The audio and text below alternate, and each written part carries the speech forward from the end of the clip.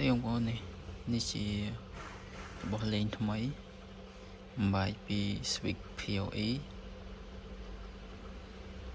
48V PoE filter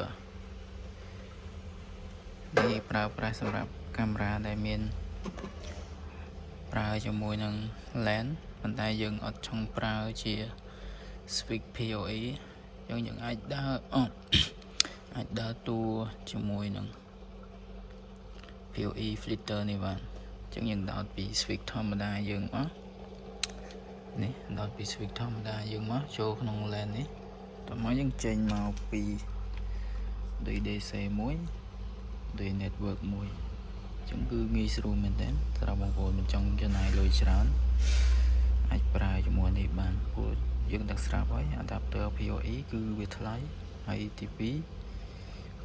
switch គឺវាថ្លៃអញ្ចឹងយើងអាចប្រើជាមួយឧបករណ៍ PoE filter នេះបានរបស់លេងថ្មី